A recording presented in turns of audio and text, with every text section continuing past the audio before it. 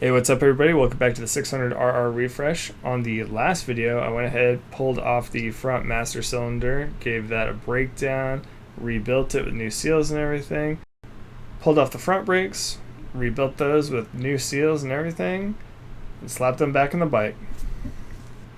And in this video, I'm going to wrap up some basic maintenance, tackle some electrical gremlins, and hand it back to the owner. Alright, I'm going to do an oil and filter change as well. This has been in here for at least 7 years, so let's see what that looks like.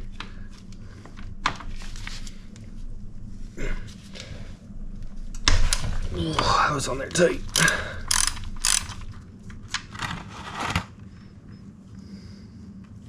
Does not smell great.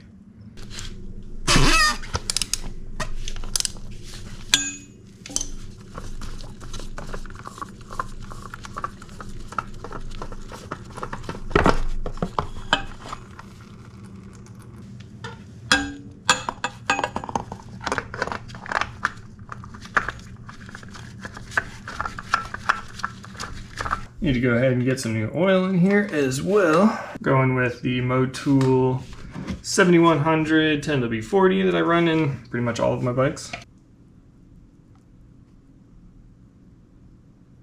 We've got a new filter coming. This one is pretty gross, but what's even worse is like the 400Bs that are stuck in here. So I'm gonna clear that out real quick.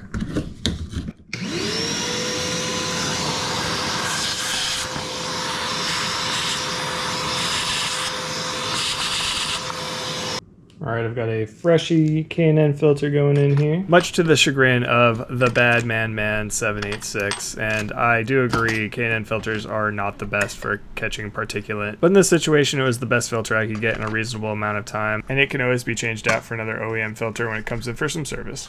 Alright, I got the radiator system all buttoned back up, and because this bike is going to be doing some track days, we're going to use water and water wetter. This is distilled water.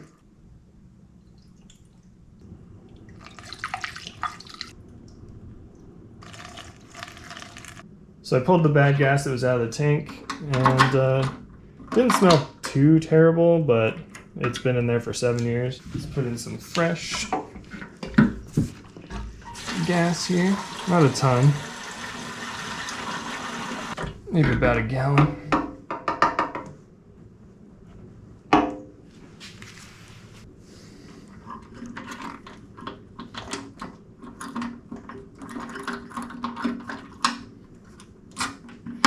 Picked up a fresh battery.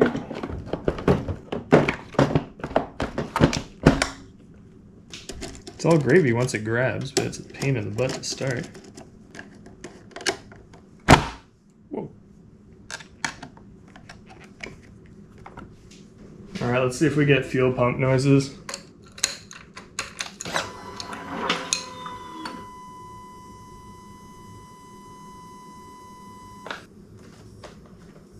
Looks like our lights are freaking out. Alright, pop the garage door open because I'm sure this thing's going to stink a bit once we fire it up. I do not love that sound that's coming from what feels like the headlight connections. Alright, that's on. Kickstand is up. We are in neutral. Let's give it a little bump. Ooh.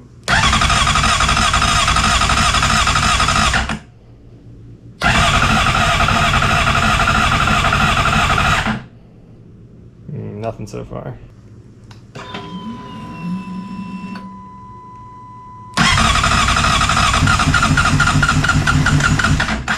Ooh, it's trying.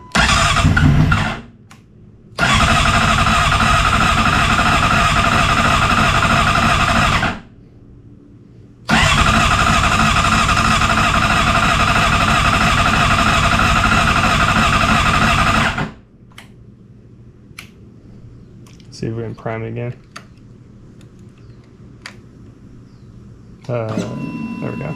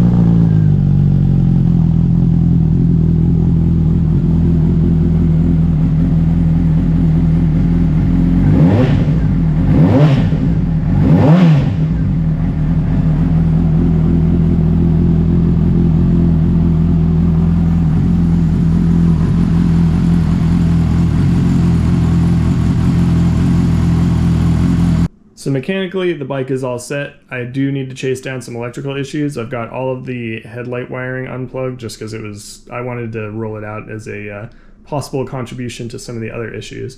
I went through and I checked all the fuses and changed the relays around, make sure those were all snapping and firing. I did come up with the culprit for some of the weird issues that I was seeing. The switches up here, let's see if I can get it to do it, but if you just kind of rock it, you can hear the relay click. And so sometimes when you flip the engine to run, it just like this, it won't fire the fuel pump again. But if you just kind of rock it, it fires. The other thing is that the gas gauge is not displaying. So when the tank is up a little bit, the gas gauge will read properly. So I think that there's something touching one of the connectors on the bottom of the tank from the sending unit, and it might just be grounding out or something, so it's not showing properly. So I need to kind of see if I can reroute those. And then after that, I'm going to chase down the lighting issue. I found out what these two speaker wires are for, and they're for the LEDs that are right along the bottom of the headlight here. And they're controlled by this little guy. So I think I'm going to pull apart the switchgear on both sides and use some electronic cleaner to clean them out. And we might need to get new switchgear if it persists, but it's definitely like a contact issue with both of these, as well as the turn signal, which is fun.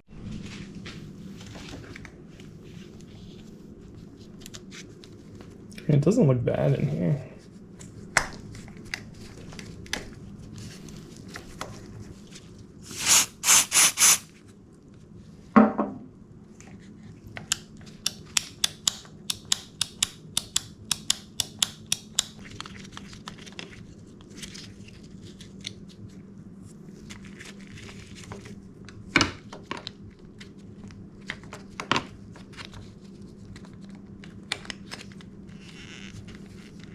All right, it was a little greasy in here.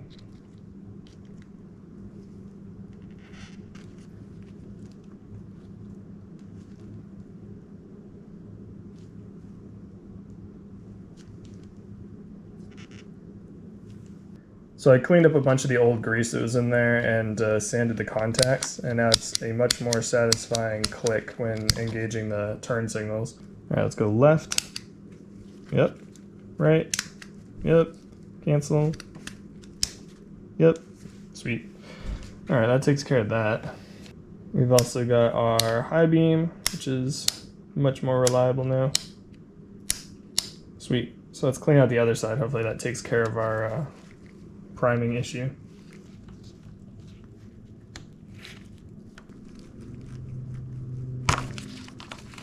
Not a whole lot of access in here, huh?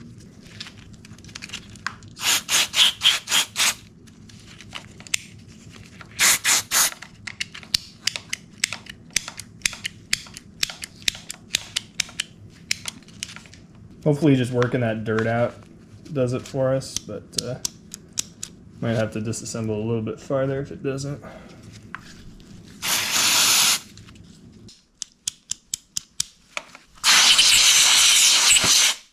See if we get consistent priming now.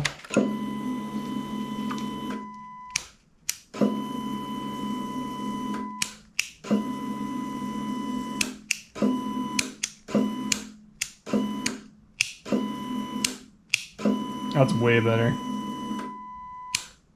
Easy fix. So I just plugged the headlights back in and apparently they work now. So that is the running light.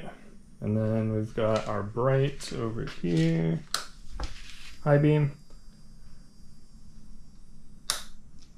And they were converted to like HIDs a while ago, so it's the whine that you hear. I think the last thing I need to do with the lighting is just tie these LED strips back with some better wire, not some speaker wire.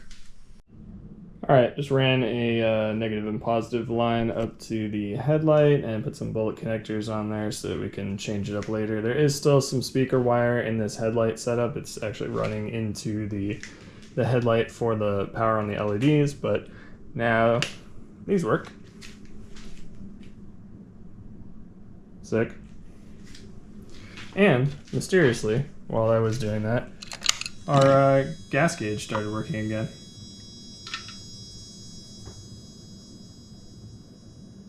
Man, that whine is annoying. But that's it. That's every single problem on this bike solved. Or at least I thought. I jumped on the bike for a quick test ride and very quickly realized that it was GP shift, which I was not expecting. The gear shift indicator also was a little hit or miss. And then the fairings, you can see, are not super dialed in. I did tighten these up before he came and picked the bike up. But overall, bike is running way better, and he's super happy with the condition of the bike at this point. And we got to wave him off as he rode the bike home. Thanks for hanging out with me in the garage.